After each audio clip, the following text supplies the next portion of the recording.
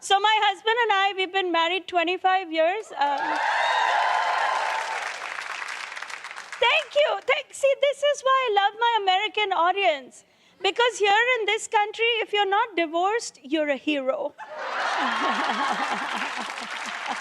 Thanks for joining us for our series, Stand Up at the Talk. You were amazing. You were hilarious. Oh, it was just so funny. And, I've been, out here in the scene, but you started doing comedy when you were 44? Yes, that's right, 44.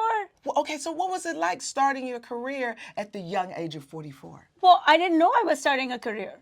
I really didn't. My kids pushed me to do this. They're like, Mom, you should do comedy. I was like, no, that's not a job.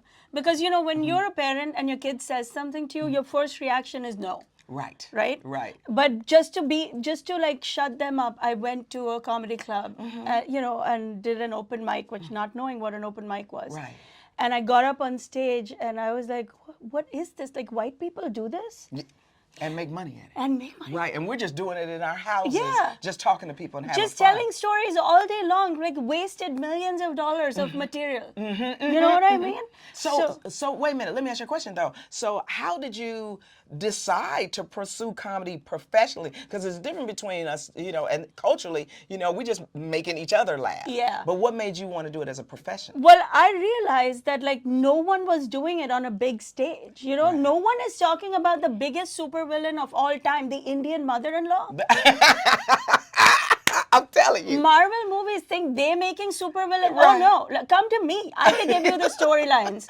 Because when I realized no one was doing it, I was like, I am going to plant my flag. This is going to be my walk on the moon. Can I tell you something? That's why I love what you do, because you talk about your family a lot in your stand-up. So how do they feel about you putting them in your act?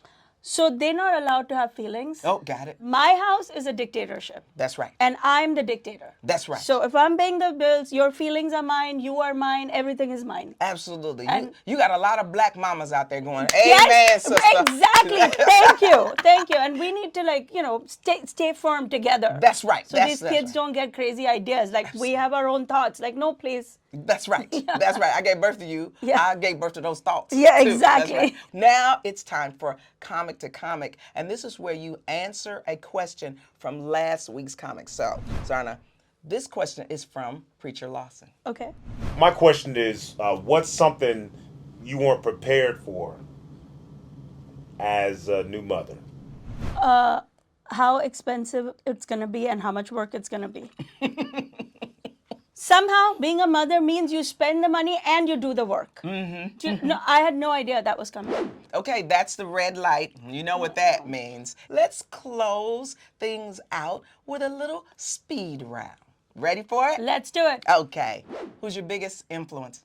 I love watching Joan Rivers, but Kevin Hart. Yes. Kevin Hart. Yes. Also, we're both short, so I get it. Absolutely. Mine too. Right? That's right. That's right. That's right. What's the first joke you ever told? I came to America with $9 in my pocket, 10,000 in the bank, but 9 in the pocket. Now that's a good joke. Thank you. That's a good joke. Thank you. Listen. That's what I do. I Tell like good that jokes. one. 9 in the pocket, 10K in the bank. Stack that money. Okay. Who's the person who always makes you laugh?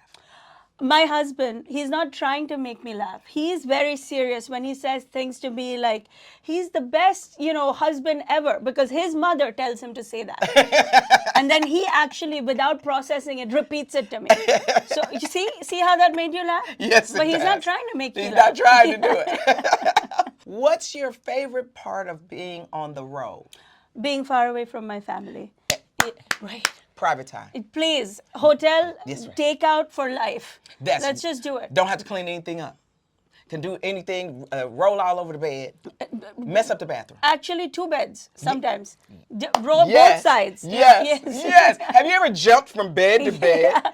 It is actually a lot of fun. I know now why my kids were doing it. If you weren't a comic, what would you be? Yeah, I have fantasies of being a dental assistant. Really? I don't know why. There must be some deep, like, I'm sure somebody can, like, unravel why. Yes. But I was like, maybe I could just even make appointments for people, sit at a desk job. Like, any place where, like, there's no kids around me would be, you know. That's it. And I love my dentist. I think you'd be amazing at that, too. Plus, you got laughing gas, and you make people laugh. There Oh, it I is. didn't even see that. It's the laughing gas. Yep, Oh, wow. see, you got both. Yes. All right, check out the Zarna Garg Family Podcast on YouTube. And you are delightful. I love you. Thank you for having me, Cheryl. This was so fun. Thank you. When you coming back? Come on.